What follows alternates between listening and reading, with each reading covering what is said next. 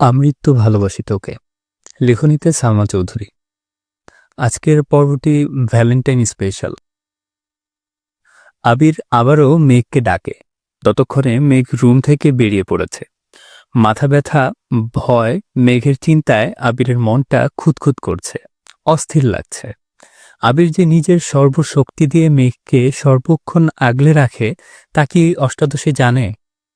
মেঘকে অতি সামান্য কারণেও কেউ ধমক দিলে আবিরের পায়ের রক্ত মাথায় উঠে যায়। এই অবস্থায় নিজেকে নিয়ন্ত্রণ করা সম্ভব হবে না বলে মেঘকে আগে থেকেই সাবধানে রাখে। মেঘের সারা শব্দ নেই। আবির বুঝতে পারে মেঘকে থামানো সম্ভব না। গত 2 রাত নির্ঘুম কাটিয়েছে। প্রচণ্ড মাথা ব্যথা সত্ত্বেও আবির উঠে বেলকনিতে আসলো। ততক্ষণে মেঘ নিচে চলে গেছে। সোফায় বসে আলী আহমদ খান আর মুজাম্মেল খান কিছু কাগজপত্র দেখছিলেন।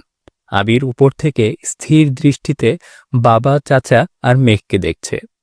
ভেতরটা ভয়ে কাঁপছে। আবির ছোট থাকাকালীন আলী আহমদ খান কয়েকবার আবিরকে নিয়ে ঘুরতে গিয়েছিলেন। তারপর থেকে আজ অবধি পরিবার নিয়ে কোথাও যান না তিনি। মেঘ, মিমরা কোথাও ঘুরতে যেতে চাইলে ইকবাল খান নিয়ে যান। কখনো বাড়ির 3 বউ একসঙ্গে শপিংয়ে যান, কখনো 3 ভাই একসঙ্গে অফিসে বা অন্য কোথাও যান, আবার কখনো খানবাড়ির 3 রাজপুত্র আর 2 রাজকন্যা একসঙ্গে ঘুরতে যায়। কিন্তু সকলে একসঙ্গে আজ পর্যন্ত কোথাও যায়নি। ফুপ্পির জন্য মেঘ আজ রিস্ক নিয়ে আব্বু, বড় আব্বুকে রাজি করাতে নিচে আসছে। কিভাবে কি বলবে বুঝতে না পেরে রান্নাঘরে ছুটে গেল। রান্নাঘরে মালিয়া খান চা করতেছিলেন। মেঘ উত্তেজিত কণ্ঠে বলল, বড় আম্মু, দাও, আজ চা আমি করব। তুই পারবি না মা, হাত পুড়ায় ফেলবি। মোটেই না। তোমরা সবাই আমাকে এত ছোট মনে করো কেন? আমি কত বড় হয়ে গেছি দেখছো না? তুই বড় হয়ে গেছিস? অবশ্যই হইছি। আগামী মাসে 19 বছরে পা দিতে যাচ্ছি। মাশাল্লাহ, বিয়ের বয়স তো হয়েই গেছে। জামাই দেখতে হবে তাহলে। মেঘ লজ্জায় বড় আম্মুর আঁচল দিয়ে নিজের মুখ ঢেকে ফেলল। মনে মনে বলল, জামাই ফিক্সড, এখন তোমার ছেলের হাতে সব। তোমার ছেলে যত তাড়াতাড়ি রাজি হবে তত তাড়াতাড়ি আমি তোমার ছেলের বউ হব। আহা, কি শান্তি। মালিয়া খান ধীর হস্তে মেঘের মুখ থেকে আঁচল সরিয়ে খানিক হেসে বললেন, বিয়ের নাম শুনে এত লজ্জা? মেঘ লাজুক হাসল। মেঘের এই লজ্জার কারণ যে অন্য কিছু, এটা মালিহা খানকে বুঝতে দিল না। কিছুটা স্বাভাবিক হয়ে 2 কাপ চা নিয়ে চলে গেল। মেঘের হাতে চায়ের কাপ দেখে 2 ভাই নড়ে চড়ে বসলেন। মুজাম্মেল খান চায়ের কাপ হাতে নিতে নিতে শান্ত স্বরে শুধালেন, আম্মু, তুমি চা আনতে গেলে কেন? এমনিতেই। আলী আহমদ খান প্রখর নেত্রে মেঘকে দেখে বললেন, মুখ দেখে মনে হচ্ছে বড়সড় আবদার আছে। কি লাগবে বলো মা? মেঘ হাসি মুখে উত্তর দিল, কিছুই লাগবে না বড় আব্বু। মুজাম্মেল খান পুনরায় জিজ্ঞেস করলেন, তোমরা নাকি আজ ঘুরতে গিয়েছিলে? কোথায় গিয়েছিলে? চিড়িয়াখানা আর বোটানিক্যাল গার্ডেন। ঘোরাঘুরি করে মন ভালো হয়েছে? মেঘ চোখ বন্ধ করে ঢোক গিলল। মনে সাহস জুগিয়ে বলল, ভালো লাগেনি, বরং মনটা আরো বেশি খারাপ হয়ে গেছে। কেন? ভয়ে মেঘের বুক কাঁপছে। আব্বু বা বড় আব্বু ধমক না দিয়ে বসেন। দীর্ঘ নিঃশ্বাস ছেড়ে মেঘ বলে উঠল, সবাই সবার আব্বু আম্মু সহ পুরো পরিবার নিয়ে ঘুরতে আসছিল। তারা কত আনন্দ করছিল, তাদের দেখতেও ভালো লাগছিল। আমার বোধশক্তি হওয়ার পর থেকে আমি কোনোদিন দেখিনি আমাদের বাসায় সবাই একসঙ্গে কোথাও ঘুরতে গিয়েছে। আমি চাই আগামীকাল আমাদের বাসার সবাই একসঙ্গে ঘুরতে যাব। এটা আমার অভিযোগ, সে সঙ্গে আবদারও। আলী আহমদ খান ধীর কণ্ঠে বললেন, তোমার আম্মু, বড় আম্মু, কাকিয়াকে নিয়ে যেও, আর আমি ইকবালকে বলবো না, সেও তোমাদের সঙ্গে যাবে। মেঘ অভিমানী কণ্ঠে জানালো, আমি বলেছি সবাই মানে খানবাড়ির প্রত্যেকে, সেখানে আপনারা দুজনও পড়েন। মুজাম্মেল খান ভারী কণ্ঠে বললেন, আমাদের কাজ আছে, বাকিদের নিয়ে যাও। আগামীকাল বিশ্ব ভালোবাসা দিবস। আমি খোঁজ নিয়েছি, অফিস ছুটি। প্লিজ আব্বু, প্লিজ বড় আব্বু, চলুন না। না মামুনি, তোমরা ঘুরে আসো, টাকা দিয়ে দেব না, খাওয়া দাওয়া করে কেনাকাটা করে এসো। মেঘ এবার কিছুটা ক্ষিপ্ত স্বরে বলল, থাক, টাকা লাগবে না, আপনাদেরও কোথাও যেতে হবে না। আমি কত আশা নিয়ে আসছিলাম, সবাই একসঙ্গে ঘুরতে যাব, কত ভালো লাগবে। সত্যি বলতে আপনারা আমায় ভালোই বাসেন না, শুধু মুখেই বলেন। এভাবে বলছো কেন মা? আচ্ছা ঠিক আছে, তোমার আব্বুও সাথে যাবে, তবুও মন খারাপ করো না। মেঘ অত্যন্ত গুরুতর কণ্ঠে বলল, বললাম তো কাউকে যেতে হবে না। আপনারা আপনাদের ব্যবসা কাজ নিয়েই ব্যস্ত থাকুন। আমাদের ভালোবাসার প্রয়োজন নেই। এরপর থেকে আমাকেও লক্ষ্মী মেয়ে বলে সম্বোধন করবেন না। আপনাদেরকে বিরক্ত করার জন্য দুঃখিত। আপনারা আপনাদের কাজ করুন। মেঘ চলে যেতে নিলে আলী আহমদ খান ডাকলেন। শান্ত স্বরে মেঘকে বোঝানোর চেষ্টা করলেন, কিন্তু মেঘ নিজের জেদ থেকে নড়বেই না। এক পর্যায়ে মেঘ বলে বসল, আগামীকাল ঘুরতে না গেলে বাড়ির কারো সঙ্গে কথা বলবে না মেঘ। আলী আহমদ খান বেশ কিছুক্ষণ চোখ বন্ধ করে ভাবলেন। ছোট থেকেই বোনকে অনেক আদরে বড় করেছিলেন আলী আহমদ খান এবং মোজাম্মেল খান। বোনের কোনো আবদার কখনো অপূর্ণ রাখেনি। খরচের টাকা বাঁচিয়ে বোনের জন্য গিফট নিয়ে আসতেন। প্রতি সপ্তাহেই 4 ভাই বোন মিলে ঘুরতে যেতেন। ইকবাল খান সবার ছোট থাকা সত্ত্বেও আলী আহমদ খান আর মুজাম্মেল খানের বোনের প্রতি ভালোবাসা বেশি ছিল। কিন্তু বোন এমন কাণ্ড ঘটানোর ফলে ভাই বোনের শারীরিক মানসিক দুভাবেই বিচ্ছেদ ঘটেছে। পরিবারকে সময় দেয়া, বিশেষ করে ঘুরতে নিয়ে যাওয়াটা একেবারে ছেড়ে দিয়েছেন। দু একবার গেলেও মাথায় শুধু বোনের স্মৃতি ঘুরত। তার জন্য পরিবারের দায়িত্ব ছেড়ে ব্যবসার হাল শক্ত করে ধরেছেন। বড় ভাইয়ের দেখাদেখি মুজাম্মেল খানও ধীরে ধীরে একই পথের পথিক হয়ে গেছেন। সেই সঙ্গে পরিবারের পুরো দায়িত্ব পড়েছে ইকবাল খানের উপর। বাসার বাজার থেকে শুরু করে কেউ অসুস্থ হলে হাসপাতালে নেয়া, ডাক্তার দেখানো, ঘুরতে নিয়ে যাওয়ার সম্পূর্ণ দায়িত্বই ইকবাল খানের। অনেক ভেবেচিন্তে অবশেষে আলী আহমদ খান জানালেন তিনিও আগামীকাল যাবেন। এবার মেঘের খুশি দেখে কে? মেঘ ছুটে গিয়ে আম্মু বড় আম্মুকে ডেকে নিয়ে আসছে। আকলিমা খান মিম আদিকে পড়াচ্ছিলেন, তাদেরকেও ডেকে নিয়ে আসছে। এর মধ্যে আবির নিচে নামছে। মেঘ আবিরের দিকে তাকিয়ে টানা 2 বার ভ্রু নাচাল। আবিরও নিঃশব্দে হাসল। চোখের ইশারাতেই মেঘের প্রশংসা করল। আবির নামতেই মুজাম্মেল খান জিজ্ঞেস করলেন, আগামীকাল কি তুমি ফ্রি আছো? কিছু কাজ আছে, কেন চাচ্ছু? মেঘ একদম পাগল করে ফেলতেছে। আগামীকাল নাকি ভালোবাসা দিবস, সেই উপলক্ষে বাসার সবাইকে নিয়ে ঘুরতে যাবে। তুমি কি সময় দিতে পারবে? আবির উদাসীন কণ্ঠে বলল, সবাই গেলে আমার তো সময় দিতেই হবে, কাজ না হয় পরেই করলাম। আবিরের ভাবের কথা শুনে মেঘ কপাল কুঁচকে আবিরের দিকে তাকিয়ে আছে। দিনরাত এক করে ফুপ্পিকে নিয়ে ভাবা মানুষটা ফুপ্পির সাথে সবার দেখা করানোর চিন্তায় আধমরা হয়ে যাচ্ছিল। অথচ আব্বুর সামনে এসে কি সুন্দর করে বলছেন ওনার নাকি কাজ আছে। কি এমন কাজটা ওনার? এর মধ্যে ইকবাল খান বাসায় আসছেন। তানভীরকেও জানানো হয়েছে। কোথাও যাওয়া হবে, কখন যাবে, সব সিদ্ধান্ত শেষে যে যার মতো চলে গেছে। আলী আহমদ খান, মুজাম্মেল খান দুজন আবারও কাগজপত্র দেখছেন। ইকবাল খান, আকলিমা খান, মিম আদি সকলের রুমে চলে গেছেন। আবির খেতে বসছে। আবিরকে দেখে মেঘও আবিরের বিপরীতে গিয়ে বসল। ডাইনিং টেবিলে আর কেউ নেই। হালিমা খান খাবার রেডি করছেন। মেঘ আবিরের দিকে তাকিয়ে বিড়বিড় করে বলল, আপনার আগামীকাল কি এমন কাজ আছে শুনি? কোনো কাজ নেই। কেন? একটু আগে যে বললেন ব্যস্ত, কাজ আছে। আবির উষ্ঠদয় কিছুটা প্রশস্ত করে বলল, কখনো কখনো পরিস্থিতি বুঝে মুখে মুখে হলেও ব্যস্ততা দেখাতে হয়। সবাই এক্সাইটেড হয়ে গেলে সমস্যা আছে। মেঘ মাথা চুলকে বলল, আপনি কি ভাবেন আর কি করেন আপনি জানেন। আবিরের প্রশস্ত উষ্ঠ আরো বেশি প্রশস্ত হল। আবির তপ্ত স্বরে বলল, thank you my dear sparrow. আজ সকাল থেকে বাড়িতে হইচই। মিম, মেঘ আদি তিনজনই খুব এক্সাইটেড। গতকাল হুট করে আবির শাড়ি নিয়ে আসছিল, তাই সাজার তেমন সময় পায়নি। আজ মেঘ সকাল সকাল চুলে শ্যাম্পু করে অনেকটা সময় নিয়ে শাওয়ার নিয়েছে। ভেজা চুল ছেড়ে সারা বাড়ি ঘুরছে। সবাই রেডি হয়ে যাচ্ছে। কি ড্রেস পরবে মেঘ এখনো সিদ্ধান্তই নিতে পারছে না।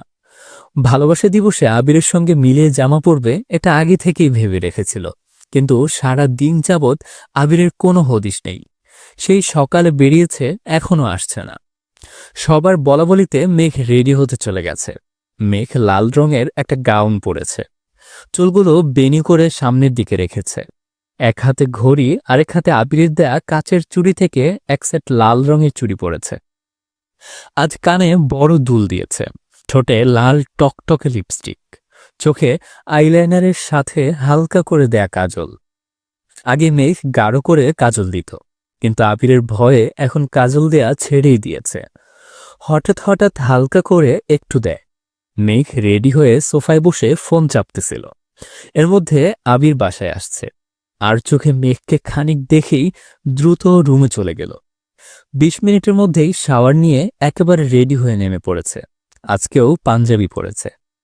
আবিরের পাঞ্জাবিটা বেশ কয়েকটা রঙের কম্বিনেশনে তৈরি, তবে সেটাতে লাল রং একটু বেশি ভাসছে। মেঘের ইচ্ছে পূরণ হয়েছে দেখেই মাথা নিচু করে মুচকি হাসল। আবির বাসা থেকে বেরিয়ে যাচ্ছে। পেছন পেছন মেঘও ছুটল। মেঘকে ছুটতে দেখে আবির থমকে দাঁড়ালো। মেঘ কাছে আসতেই শান্ত স্বরে বলল, ওখানে একদম শান্ত থাকবি। ফুপ্পিকে তুই চিনিস না, আর আজকের জন্য জান্নাত আপুকেও চিনিস না। ওদের দেখে উত্তেজিত হয়ে জড়িয়ে ধরতে যাবি না, মনে থাকবে? আচ্ছা ঠিক আছে, কিন্তু আপনি সকাল থেকে কোথায় ছিলেন? ফুপ্পি দুশ্চিন্তা করতে করতে অসুস্থ হয়ে পড়ছিল। আইরিন কল দিয়ে কান্নাকাটি করতেছিল, তাই বাসায় গেছিলাম। মেঘ উদ্বিগ্ন কণ্ঠে বলল, আমার ফুপ্পির জন্য খুব টেনশন হচ্ছে, আর আমার আব্বুর জন্য বেশি টেনশন হচ্ছে। আচ্ছা যাই হোক, তুই মুড অফ করে থাকিস না। বাসার সকলের সঙ্গে ঘোরার ইচ্ছে পূরণ হচ্ছে, সেটাতেই ফোকাস কর। মেঘ কথা না বাড়িয়ে সোজা গাড়িতে বসল। একটু পর মিম আদিসহ সকলেই চলে আসছে। বাসার আশেপাশে সুন্দর নিরিবিলি জায়গা ঘুরে হালকা নাস্তা করে পরিশেষে রমনা পার্কে আসলো। আবির আর তানভীর এমন ভাব নিচ্ছে যে বাবা চাচার কথা ছাড়া তারা কোনো দিকে চায় না। রমনা পার্কে যাবে কিনা সেই অনুমতিও বাবার থেকে নিয়েছে আবির। শান্ত পরিবেশে হাঁটছে সকলে। মেঘের কথা মাথায় রেখে আলী আহমদ খান নিজেই মিম মেঘদের ঘুরিয়ে ঘুরিয়ে দেখাচ্ছেন, এটা সেটা গল্প বলছেন। সামনের দিকে ৩ ভাই, মিম, আদি, মেঘ, তারপর ৩ বউ, সবশেষে আবির আর তানভীর। ফুপ্পির কথা জানতে মেঘ ইচ্ছে করেই সামনে থেকে পেছনে আসছে, কিন্তু পরিস্থিতি বেশ ঠান্ডা। আবির তানভীর কোনো কথা বলছে না। আবির ফোনে কাকে যেন মেসেজ পাঠাচ্ছে। তানভীর আবির কারো কাছে পাত্তা না পেয়ে মেঘ চলে যেতে নিলে আবির আচমকা মেঘের হাতের কবজিতে শক্ত করে ধরে। মেঘ পেছন ফিরতেই আবির চোখে ইশারা করল সামনে না আগানোর জন্য। সামনে সবার হাঁটা হঠাৎই থেমে গেছে। মেঘ এবার ঘাড় ফিরিয়ে তানভীরকে দেখার চেষ্টা করল। তানভীর কিছুই দেখেনি ভাব করে মেঘকে ক্রস করে সামনে গিয়ে মেঘকে আড়াল করে দাঁড়িয়েছে। আবির মেঘের হাত ধরে রাখছে, এই দৃশ্য যেন কারো নজরে না পড়ে তার জন্যই আড়াল করে দাঁড়িয়েছে। মালিহা খান জান্নাতকে দেখেই এগিয়ে গেছেন, বাকিরা সেখানেই দাঁড়িয়ে আছে। মালিহা খান উত্তেজিত কণ্ঠে বললেন, আরে জান্নাত, কেমন আছো? জান্নাত একগাল হেসে উত্তর দিল, আলহামদুলিল্লাহ ভালো। আপনি কেমন আছেন আন্টি? আপনারা সবাই বুঝি ঘুরতে আসছেন? আলহামদুলিল্লাহ ভালো। মেঘের আবদার আজকের স্পেশাল দিনে সবাইকে নিয়ে ঘুরবে, তার জন্য আসলাম। জান্নাত এবার আলী আহমদ খানকে উদ্দেশ্য করে বলল, আসসালামু আলাইকুম আঙ্কেল, কেমন আছেন? আলহামদুলিল্লাহ, তুমি ভালো আছো তো? জি আলহামদুলিল্লাহ। হালিমা খান স্বাভাবিক কণ্ঠে শুধালেন, তা জান্নাত, তুমি কি একা আসছ? জান্নাত হাসি মুখে বলল, না।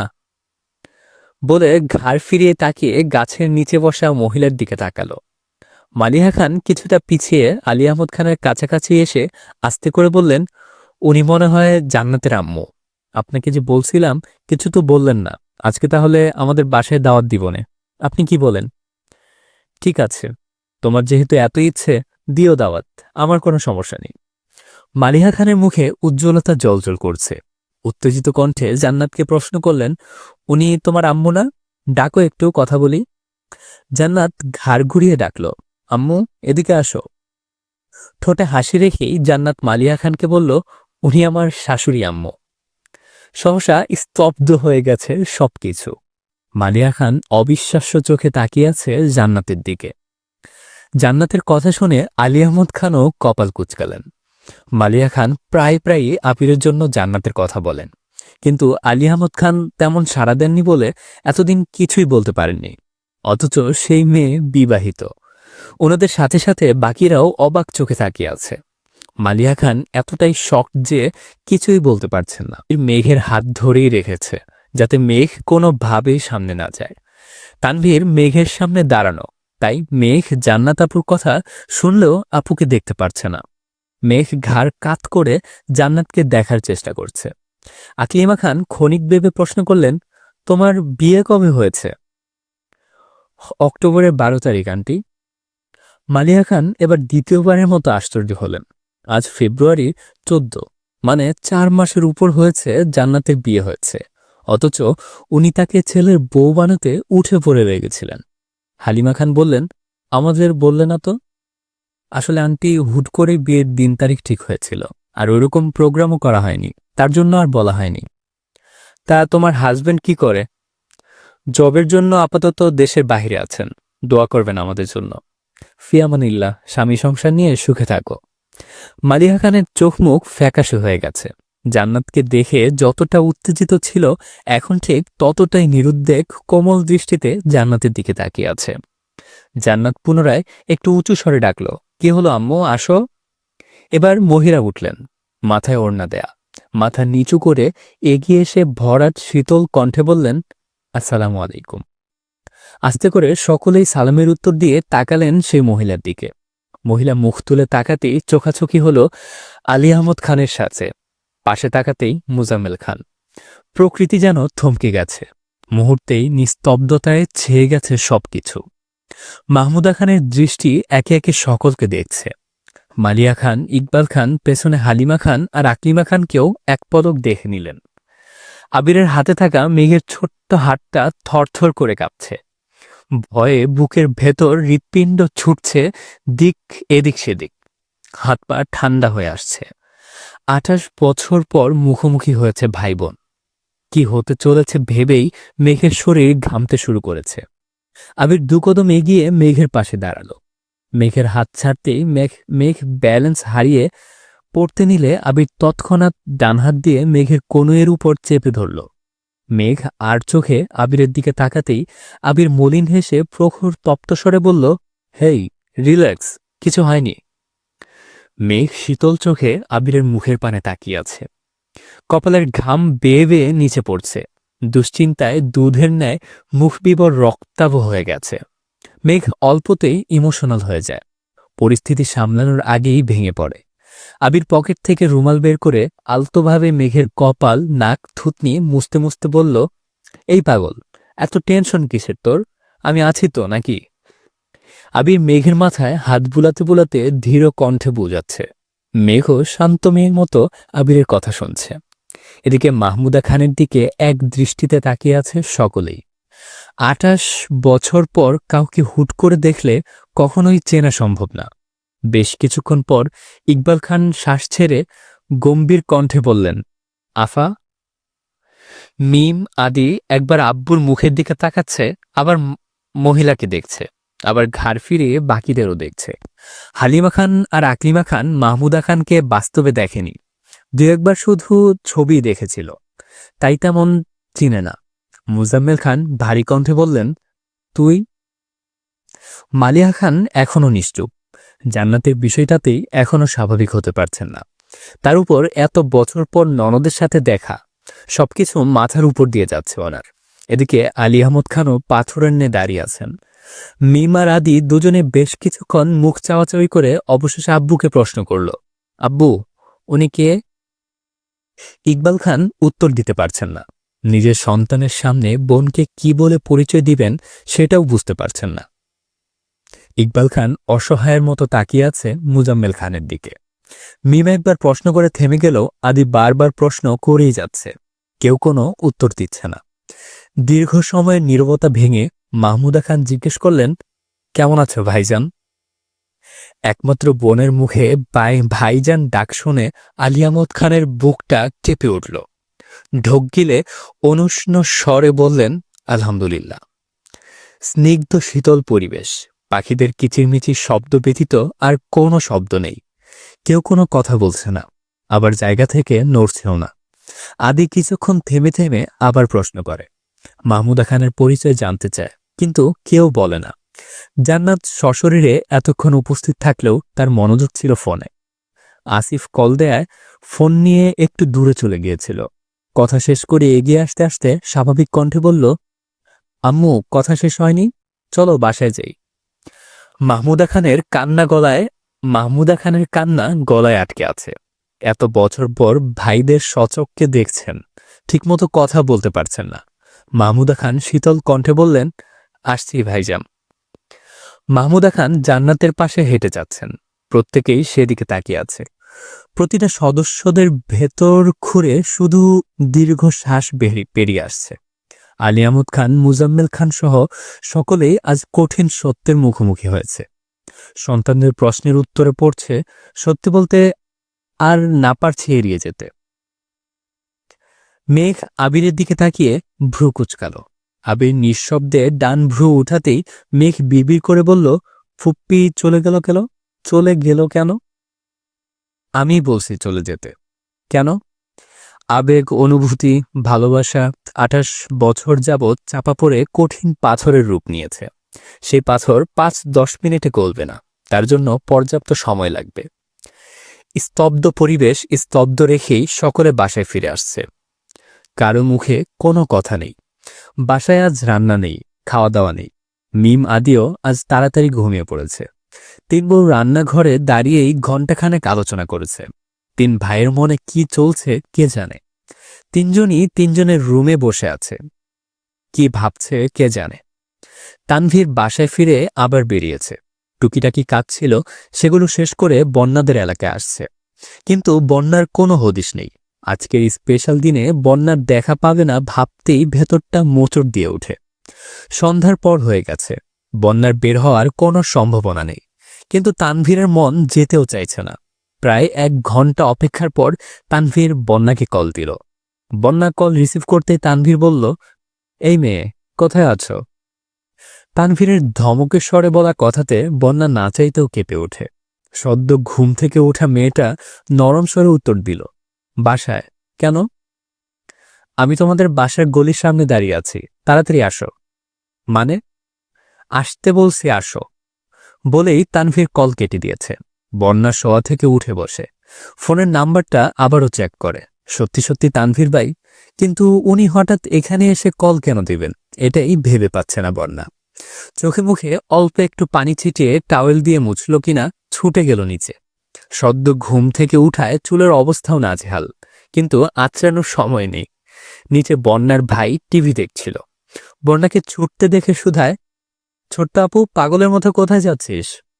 সামনেই। কি হয়েছে আমায় বল। কিছু হয়নি, তুই টিভি দেখ। বলেই বন্যা দৌড়ে বেরিয়ে গেছে।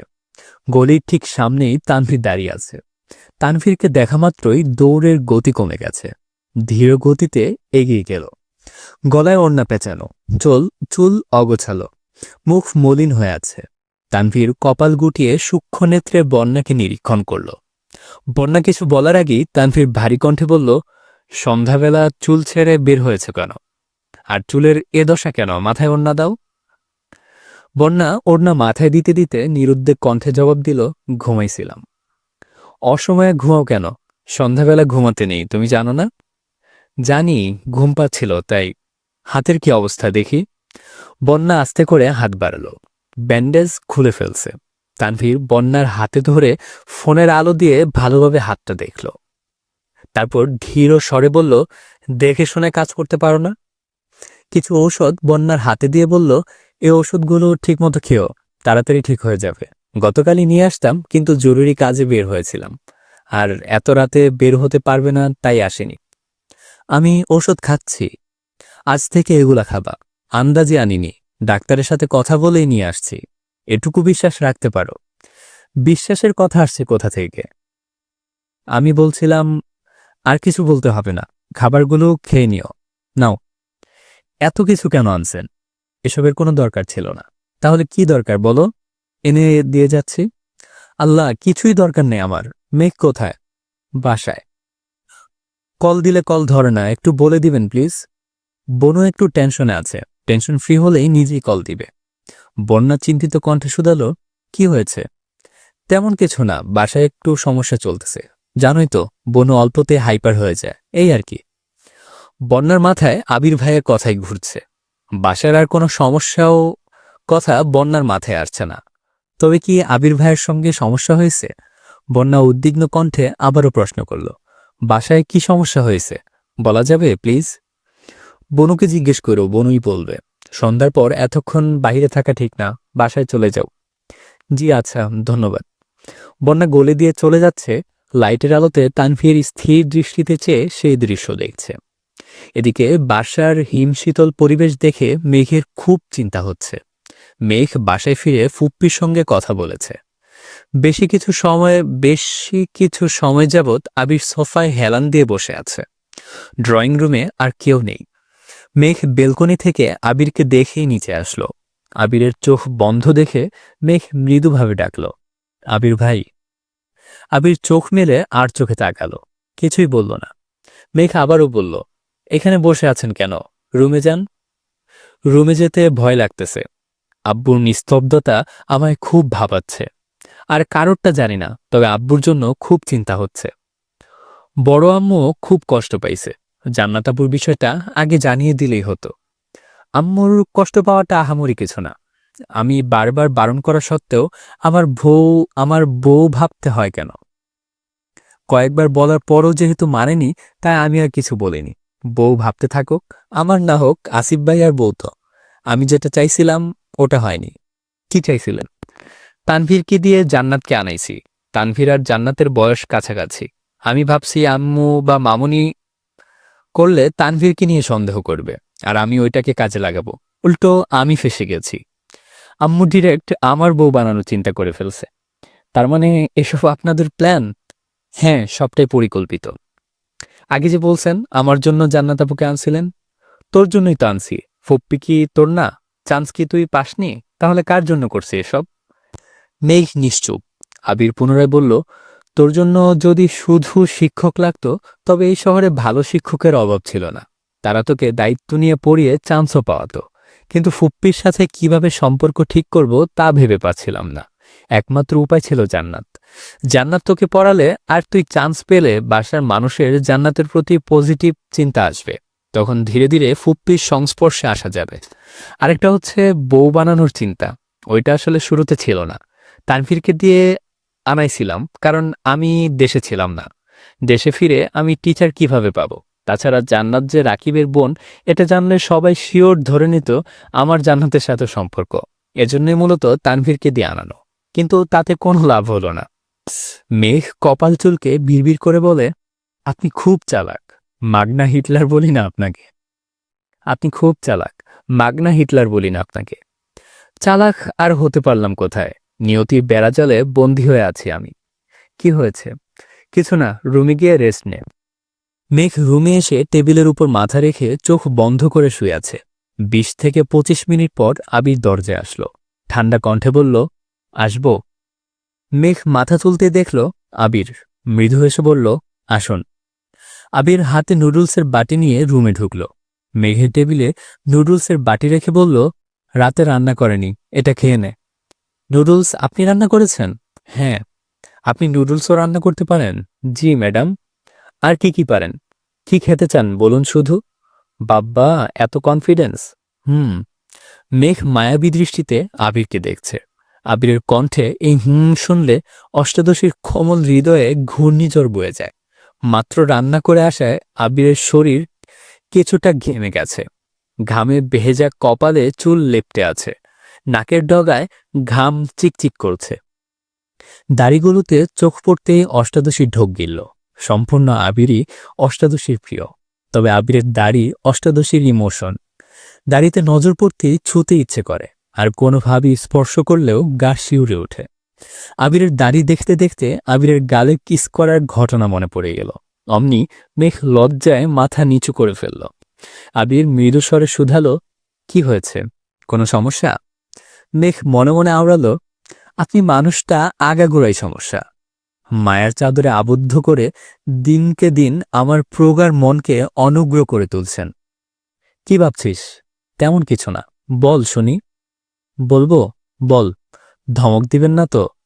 না, ধমক দিব না। তোর মনে যা যা অজ্ঞাত কথা আছে বল, সব শুনবো আমি। আমি বলতেই মেঘের ফোনে কল বেজে উঠল। মেঘ ফোন হাতে নিতেই দেখল মিনহাজের কল। আবিরের চোখে মিনহাজ নাম পড়া মাত্রই আবিরের রগে রগে রক্ত সঞ্চালন বেড়ে গেছে।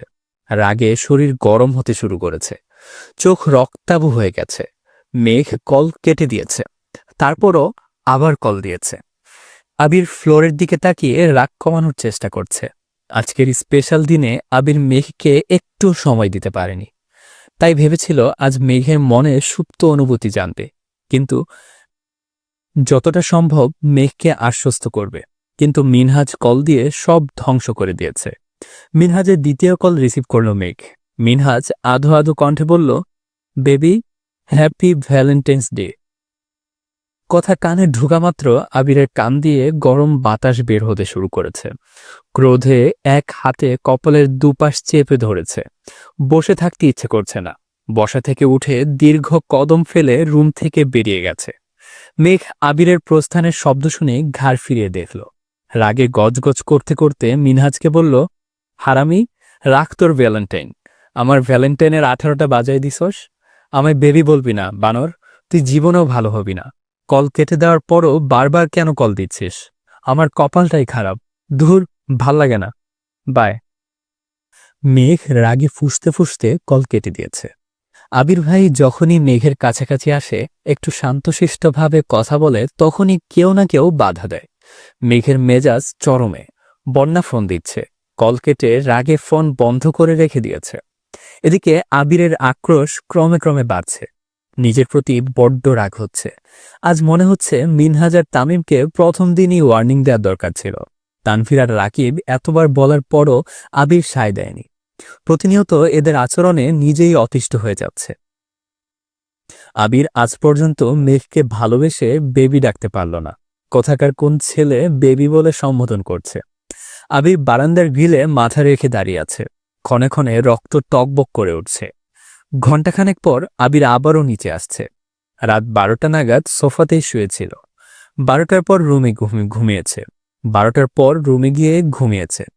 1 ঘন্টাও হয়নি নিচে চিল্লাচিল্লির শব্দে আবির তাড়াহুড়ো করে ছুটে আসে। মেঘ, তানভীর, ইকবাল খান, মুজাম্মেল খান সকলে সজাগ হয়ে গেছেন। আবিরের আব্বুর শরীর খারাপ লাগছে, মাথা কেমন করছে, শরীর ঘামতেছে। ইকবাল খান আর মুজাম্মেল খান তড়িঘড়ি করে গাড়ি বের করতে চলে গেছেন। এদিকে মালিয়া খানের কান্না বাকি দুজনেও থামাতে পারছেন না। হাসপাতালে যেতে চাচ্ছেন। আবির বুঝিয়ে শুনিয়ে মাকে রেখে গেছে। আবির আর তানভীর আলিয়ামত খানকে বের করেছে। এদিকে মেঘ অজরে কাঁদছে। বড় আব্বুর সঙ্গে ওকে নিতেই হবে। ঘরে মায়ের কান্না থামাতে পারছে না। এদিকে মেঘ মেইন গেট পেরিয়ে বাহিরে এসে কেঁদেই যাচ্ছে। রাত প্রায় 2টা বাজতেছে। আবির কয়েকবার মেঘকে ভেতরে যেতে বলেছে, কিন্তু মেঘ জায়গা থেকে নড়ছেও না। বাধ্য হয়ে আবির এসে মেঘের 2 চোখ মুছে দুগালে হাত রেখে গুরুতর কণ্ঠে বলল, কান্না করিস না প্লিজ, আব্বুর কিচ্ছু হয়নি। মনে হচ্ছে অতিরিক্ত দুশ্চিন্তায় প্রেশার বেড়েছে। তোরা সবাই যদি এভাবে কান্না করিস, আমি কিভাবে সবকিছু সামলাবো বল? তুই আম্মুর কাছে যা প্লিজ, আম্মুকে শান্ত করে ওষুধ খাইয়ে দিস, আর আম্মুর কাছেই থাকিস। মেঘ কাঁদো কাঁদো গলায় বলল, ঠিক আছে। তো আজকের পর্ব এ পর্যন্তই। এতক্ষণ সাথে থাকার জন্য সবাইকে অসংখ্য ধন্যবাদ। পরবর্তী পর্বগুলো খুব তাড়াতাড়ি আসবে। ততক্ষণ সবাই ভালো থাকবেন, সুস্থ থাকবেন। আল্লাহ হাফেজ।